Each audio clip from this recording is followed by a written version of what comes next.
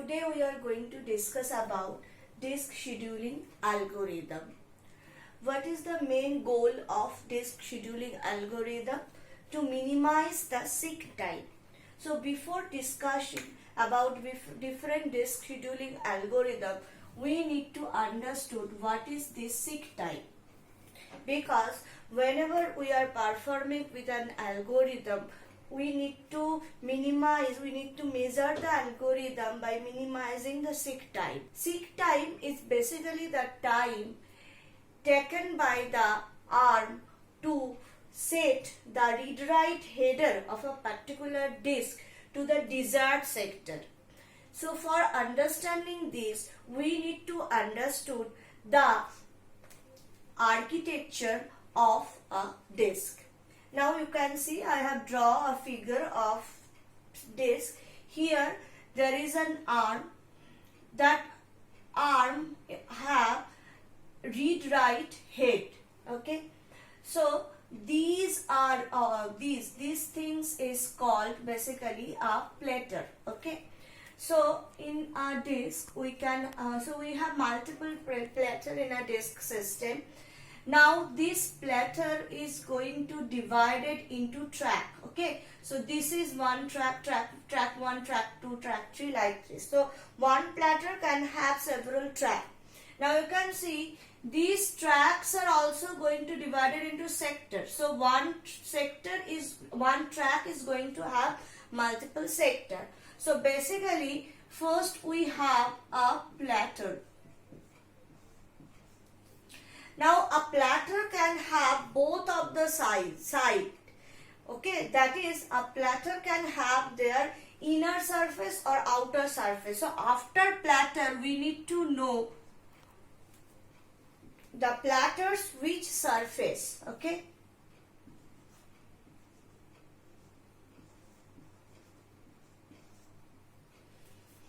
Now suppose it is maybe a upper surface or it is in the inner surface or down surface. So in that surface again they have multiple tracks.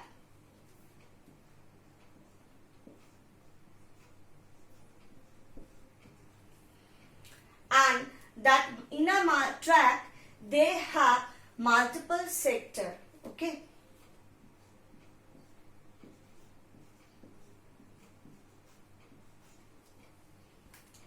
So these disk scheduling algorithms are basically used for reading data from disk. Now you can see here we have read-write header. So whenever we need to reach of a particular sector, this disk arm is going to move, and the time taken by the disk arm from moving from one sector to another sector or one track to another track, that is actually called the seek time. And with the disk scheduling algorithm, our object will be minimize the seek time. Okay. So now with a particular problem, I am going to discuss the various disk scheduling algorithm we have. Firstly, we are going to discuss about FCFS. First come, first serve. So I am going to discuss this algorithm with a question. The question is like that: a disk contains 200 tracks from 0 to 199. Request queue contains track number 82, 170, 43, 140, 24, 16, 190 respectively. That means the request come in this order. Now the current position of read-write head is equals to 50. So at this moment the position of the ARM's read-write head is at 50. That means it is in 50 number track. So we need to calculate the total track movement by the head. So firstly I am going to draw the platter. Basically the surface of the disk. Though the surface is basically in the round shape, but whenever we are solving the problem, for ease of the solving problem, we are going to draw it like this. So it is given that we have 200 tracks which is started from 0 and ended at 199. Okay, and we are also going to mark the starting position because we know my head is now in this track 50. We need to calculate the total track movement. So because we are following the first come first serve, so in which order the request come, we are going to serve that request in that order only. So the first request come, it is 82. So from 50, firstly you are going to track number 82. Suppose this is my 82. So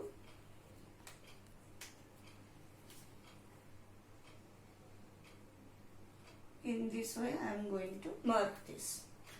Now after 82, the next request is 170. So after 82 it is 170.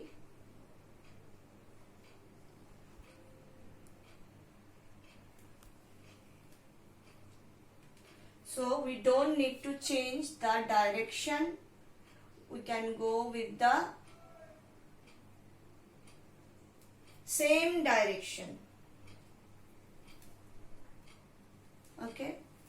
Now after that 43. So now we need to change the direction.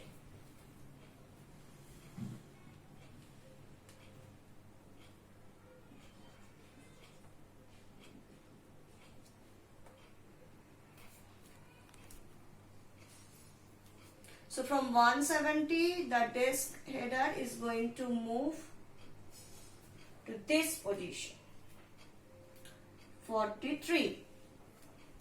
Now after 43, again we need to change the direction because the next request is 140.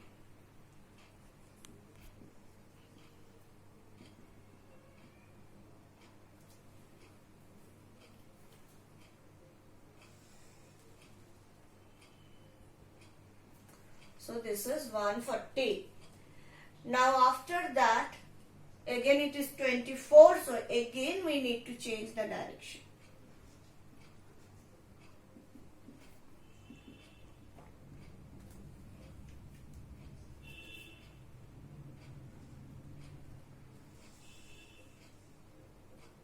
Okay.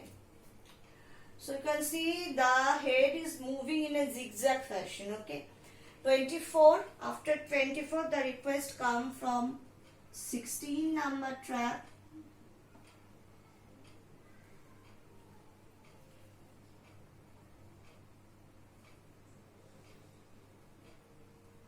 So 16, and then it is the last request, that is 190.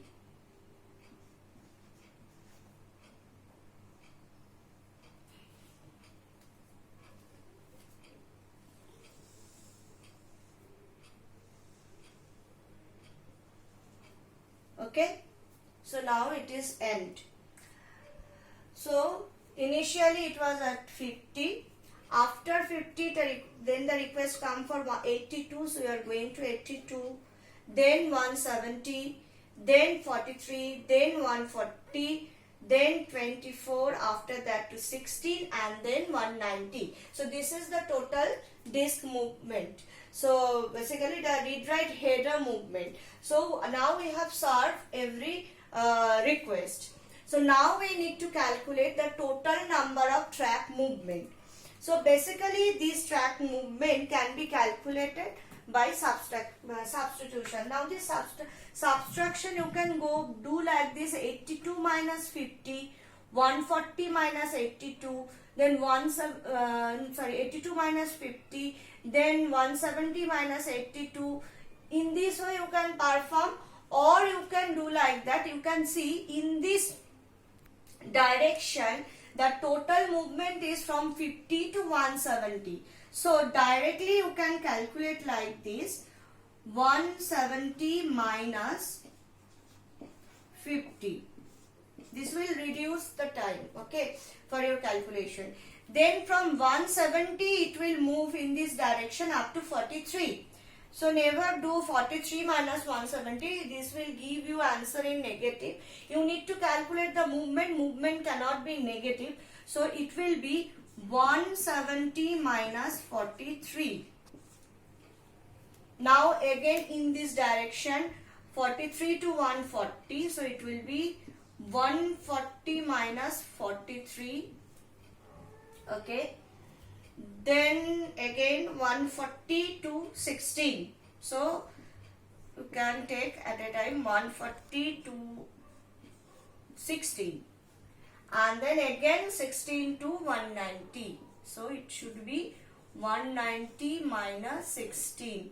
So you can calculate. So if you are going to calculate this, it will take, the answer will be 642. So basically total 642 number of tracks movement required if you follow FCFS algorithm. Now the question can also come like that, what are the total number of track direction? This is the total track movement you have calculated. So the question also come like that, what will be the total number of direction change you require? So you can see 1, 2, 3, 4, 5. This is the total number of direction change. It will also can come like that. Suppose 50 to 51, that is one track movement required 1 nanosecond time. So what is the total shift time you required? So it will obviously, if one track movement required 1 nanosecond, so for 642 track movement you require 642 nanosecond time. So in this way the question can come. Now FCFS is a very easy algorithm. You can see that simply the request come in which order. In that order only the scheduling is done. There is no starvation, because in which order the process is, in which order the request is coming, we are just serving that request in that order. But the problem is what you can see, you know that you have to go sometimes to 43, you are at 50, you know that after sometimes you need to go to 43, but you cannot go to directly from 50 to 43 first, because it must not come first. So basically it will take more time.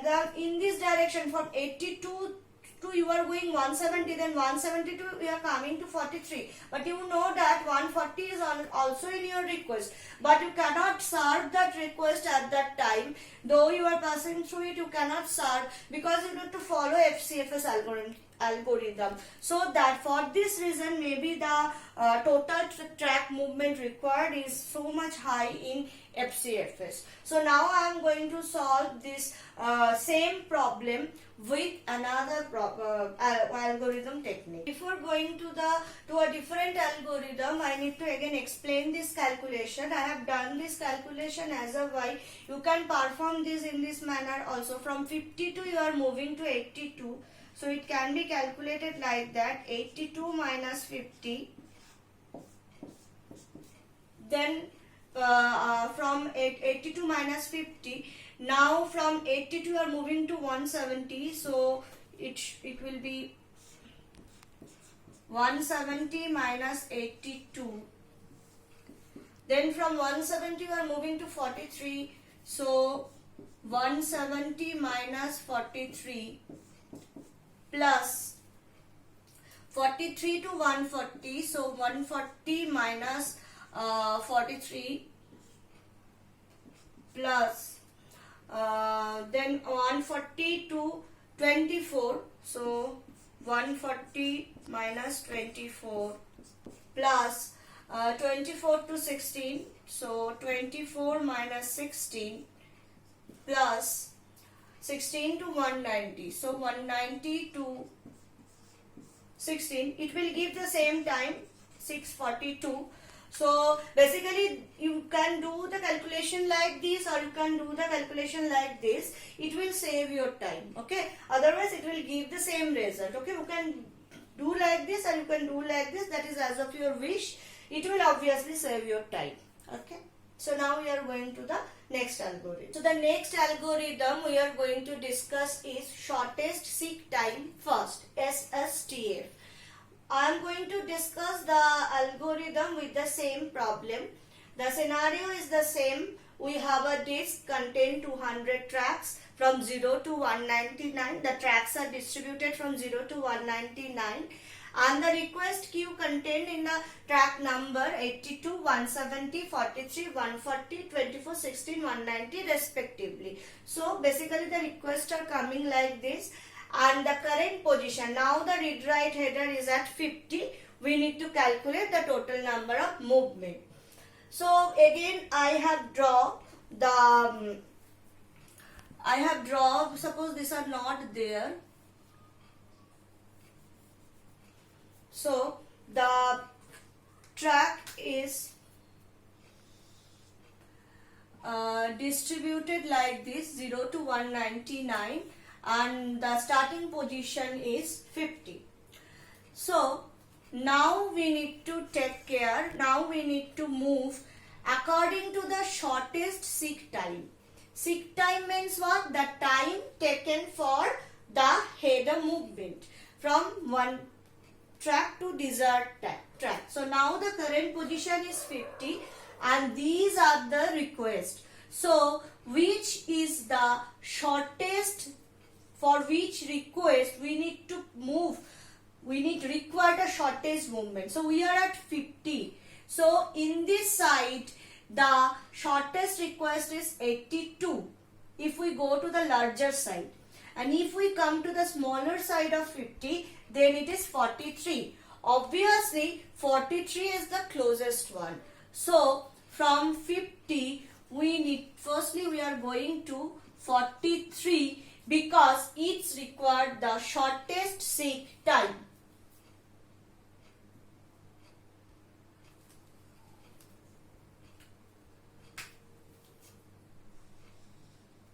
So this is the first movement. Now after 43, which is the most closest, obviously 24. So 43 is over. Now 24.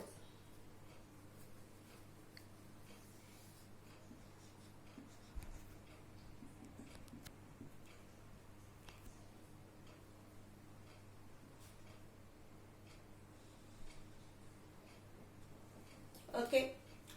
Now after 24, which is the most nearest? 16. So 16 is the most nearest request I can serve. So I am serving that.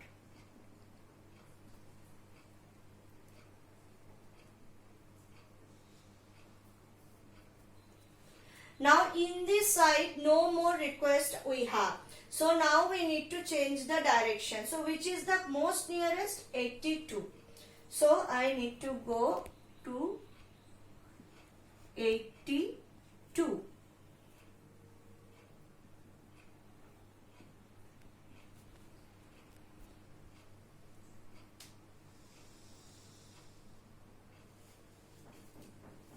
So 82. Now from 82, okay, from 82 who is the most nearest one? So we have already completed 24, 16, 43 and 82. Okay, we have already completed that. Now which is the most nearest from 82? 140. So I am going to 140.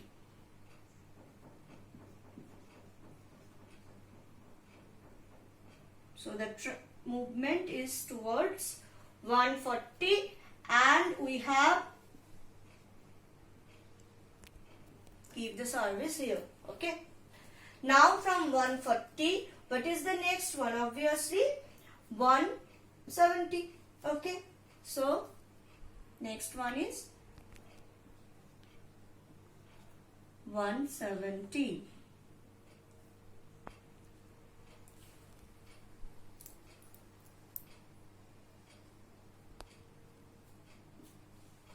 And then we are going towards the last request come, that is 190.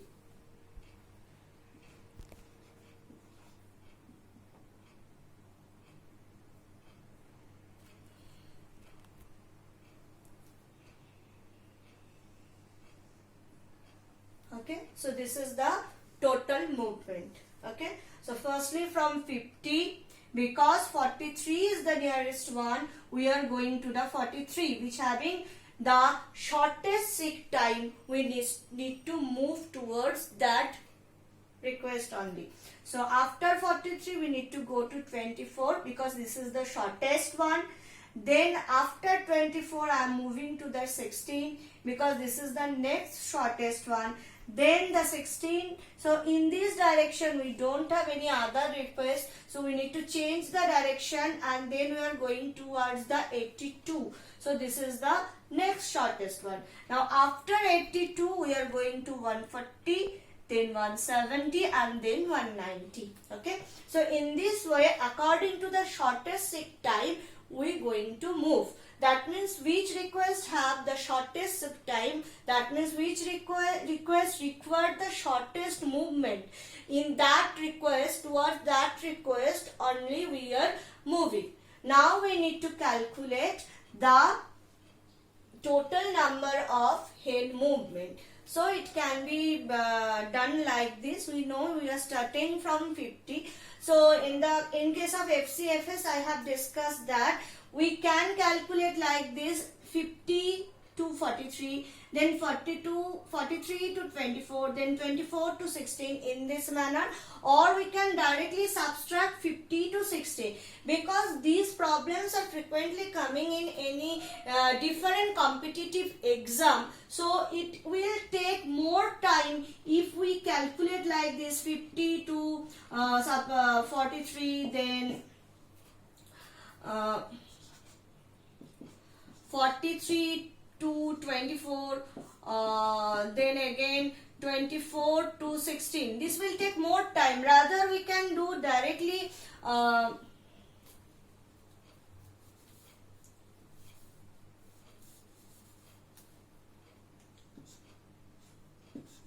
50 to 16. Okay, it will save your time. Okay, otherwise it will give you the same result. If you calculate this gap and then add that gap, or you can directly calculate the total gap, it is actually the same thing. So I suggest to calculate like this, but if you wish you can calculate in this manner also, never matter, it will give you the same result. So 50 to 16, in this direction this is the total movement, and in this direction directly we can take 190 to 16. Okay, again you cannot take like that 16 to 190.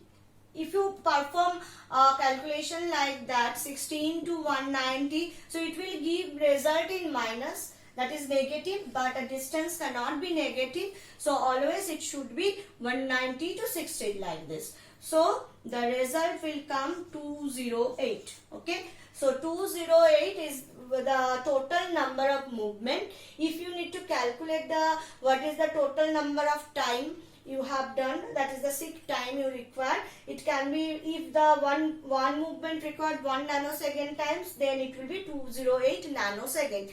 And from this figure you can easily identify you require only 2 movement change. One movement is done in this direction and another movement is done in this direction. So only 2 direction change have happened with the SSTF. So SSTF, because it is done depending on the shortest sick time, so obviously it will give you the optimal result. It will give the most less number of movement. Okay, because you are considering the shortest sick time, it will give the most optimal result. But the problem is what? These algorithm can suffer with starvation. Now what is starvation? Now suppose you can see this 82 this request come so earlier, but we are serving this request after 1 2 3 3 requests. So in this way a request can come, but because in much earlier, but because the request is not coming in the shortest sick time range, so for this reason we cannot serve that request, because we have some other request coming with the shortest sick time. We need to serve those other requests. So the request come with that higher sick time, that request may be served later. So that request need to wait for a very long period of time, and it may be possible that the time period is very high. That means that request need to wait for a long time. So this is basically called starvation. So starvation is the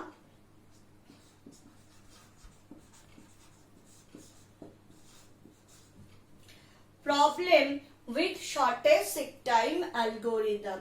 So nextly we are going to see how we can solve the problem of starvation.